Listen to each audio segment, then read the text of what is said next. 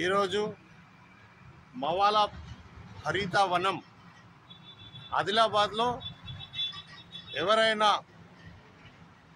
వేరే ఊరు నుంచి వస్తే ఆదిలాబాద్కు ఒక పార్క్, గాంధీ పార్క్ తప్ప ఏం లేకుండే మనకు.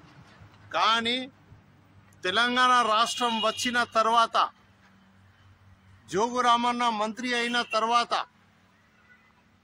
ఈ పార్క్ డెవలప్మెంట్ చేశాం. ఒక ప్రస్తుత ఎమ్మెల్యే గారు అడుగుతున్నారు, సన్యాసులు 10 సంవత్సరాలు ఏం చేయలేదట. ప్రజలకు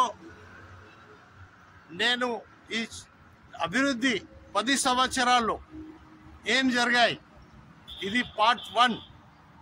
పార్ట్ 1లో మవాలా వచ్చాను. మవాలా పార్క్ మా పిల్లగాళ్ళు ఫ్యామిలీ ప్రశాంతత కోరుకున్నప్పుడు మన దగ్గర ఏం లేకుండే. మన దగ్గర చదువు కొరకు MBBS స్టూడెంట్స్ వస్తారు, వాళ్ళ కొరకు ఏం లేకుండే ఆదిలాబాద్. కానీ తెలంగాణ రాష్ట్రం 10 సంవత్సరాల్లో ఎమ్మెల్యే గారు అడుగుతున్నారు, సన్యాసులు 10 సంవత్సరాల్లో ఏం చేశారు? ప్రజలారా, మనం 10 సంవత్సరాల్లో కళ్ళారా చూసాం అభివృద్ధి.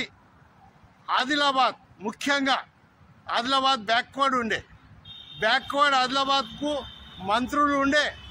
సమైక్య రాష్ట్రంలో మన ఆదిలాబాద్ వెనుకబడి ఉండే.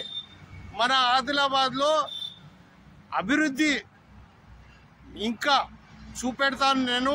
10 సంవత్సరాల్లో ఏమేమి జరిగాయి ఆదిలాబాద్లో, ఇది ఫస్ట్ ఎపిసోడ్.